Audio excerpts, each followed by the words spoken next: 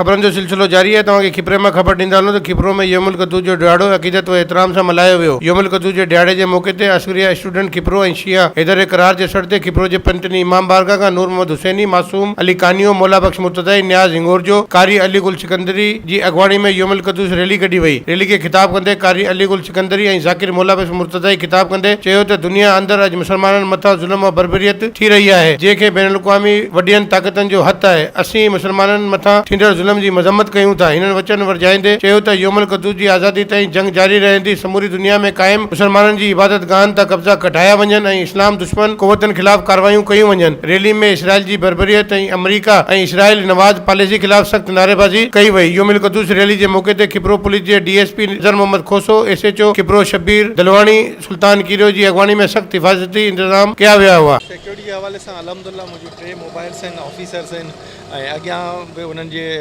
Pilot भी आहे, squad भी आहे ऐं हाणे जीअं रैली ख़तमु अॻियां थिए थी त इंशाल्लाह मुकम्मल सिक्योरिटी असां ॾिनी आहे हिननि खे। यौमुल क़ुद्दूस यानी यौमुल्लाह, अल्लाह जो ॾींहुं माना बैतुल मुक़द्दस मुसलमाननि जो काबो, अवल काबो मुसलमाननि जो, उन ते ज़ालिम हुक्मरानी करे रहिया आहिनि।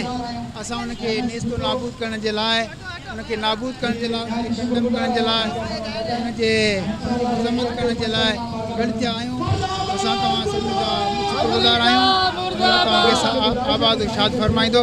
इहो अॼु जो ही प्रोग्राम बैतुल मुक़द्दस जी आज़ादी जे लाइ Askaria student organisation Pakistan, Askaria organisation Pakistan ऐं मजलिस वहदत मुस्लिमीन, शिया उलमा काउंसिल, शिया तंज़ीमूं जेके बि आहिनि उन सां सभिनी गॾिजी करे अॼु इहा रहबर मुअज़्ज़म सैयद अली ख़ामनाई जे सॾ ते लबैक चई करे मुर्दाबाद अमरीका, मुर्दाबाद इसराइल, जेका बैतुल मुक़द्दस आहे उहो मुसलमाननि जो जेको क़िबला अव्वल हुयो उहो इसराइल जे नापाक वजूद जे कब्ज़े में आहे ऐं इसराइल जे नापाक वजूद जे कब्ज़े में हुजण करे अॼु उन पाक व पाकीज़ा जॻह खे वापसि पाक व पाकीज़ा ठाहिण जे लाइ, ख़ुदा जे प्रोग्राम खे बरक़रार रखण जे लाइ ऐं असां रस्तनि निकितल आहियूं। इंशाअल्लाह रहबर जो फरमान आहे उहो ॾींहुं दूर न आहे त असां इंशाअल्लाह कामयाबी माणींदासीं। यौमुल क़ुद्स अल्लाह जो ॾींहुं आहे, यौमुल्लाह आहे।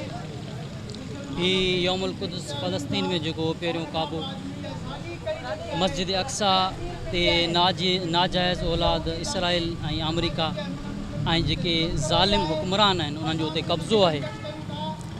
हीउ जेको एहतिजाजी रैली आहे क़ुद्स जी आज़ादी ऐं इसराइल में जेको मुसलमाननि ते ज़ुल्म ऐं जबर थी रहियो आहे उन जे हिमायत में ही रैली कढी थी वञे।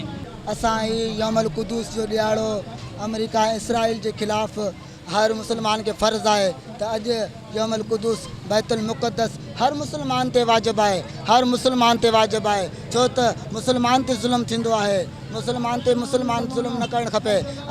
जिथे भी अमरीका इसराइल ज़ुल्म करे तो यो यौमुल क़ुद्दूस बैतुल मुक़द्दस असां इहो ॾियारो मल्हाईंदासीं ऐं ज़ुल्म जे ख़िलाफ़ आवाज़ उथारींदासीं ऐं हर मुसलमान खे घुरिजे त इहो आवाज़ उथारनि। बैतुल मुक़द्दस उहा सरज़मीन फ़लस्तीन जी सरज़मीन आहे जिते असांजो पहिरियों काबो ऐं उन फ़लस्तीन जी जेका असांजी तक़रीबन उन में कई हज़ारे लखे असांजे जेके आहिनि अंबिया उते पैदा थिया ऐं अंबियाउनि जी सरज़मीन चवराइजे थी ऐं उते काफ़ी इबादतूं थियूं। मुसलमाननि जो ईअं सम्झ त दिलि आहे बैतुल मुक़द्दस। वधीक ख़बरनि ऐं तफ़सील लाइ विज़िट कयो अवामी news Facebook page, YouTube page ऐं अवामी न्यूज़ वेबसाइट।